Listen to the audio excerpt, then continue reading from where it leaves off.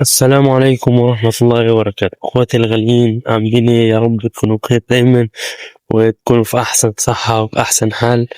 وطبعا كل سنة وانتم طيبين بمناسبة شهر رمضان الكريم، انه اوشك على النهاية وسريعا جدا رمضان اوشك على النهاية. فسبحان الله الايام معدودات، يعني ايام قليلة وينتهي رمضان بإذن الله. ونادينا الحبيب عنده مباراة يوم الأحد مع نادي بوتو الكونغولي في مباراة العودة، مباراة مهمة جدا جدا جدا لنادي الزمالك. يعني مباراة صعود لنص نهائي، مباراة لازم تكون سهلة على نادي الزمالك، ولازم بإذن الله لاعيبة نادي الزمالك يكونوا رجالة ويكونوا على قدر المسؤولية، وبإذن الله يكسبوا المباراة بكل سهولة. لأن طبعا كلنا شفنا أداء الفريق الكونغولي في مباراة الذهاب طبعا على أرضهم، ولاعيبة الزمالك في عز الصيام وفي عز الرطوبة وفي عز كل ده، ونادي الزمالك طلع بنتيجة إيجابية جدا وهي التعادل. يعني معظم لعيبة الزمالك أكيد كانوا صايمين، وشوفنا طبعا الأداء كله، وشوفنا طبعا اللعيبة كانت بتلعب ازاي في الملعب.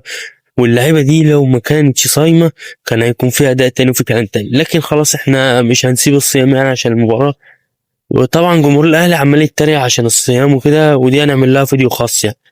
فبنشكر طبعا لعيبة الزمالك على الأداء الرجولي اللي كانوا فيه طبعا، والتعادل نتيجة إيجابية جدا ونتيجة ممتازة.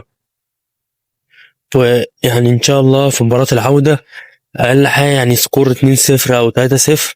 لازم يعني معتمد جمال يفهم اللعيبة إنه لازم نكسب سكور على الفريق ده، ويعني ما نشوفش زي ما حصل في مباريات كده، زي ما حصل في مباريات قبل كده في الكونفدرالية ويحصل سيناريوهات غريبة.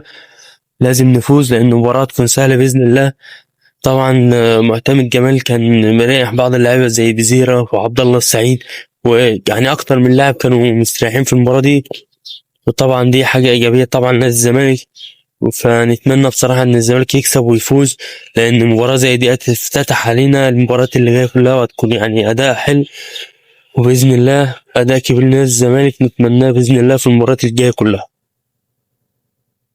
المباراة بإذن الله تكون يوم الأحد هنا في مصر، فبإذن الله مباراة خالصة لنادي الزمالك، ومباراة الزمالك يكون فيها على قدر المسؤولية، وبإذن الله ولاعيبة الزمالك تكون على قدر المسؤولية، وبإذن الله فوز يعني بإذن الله يكون سهل.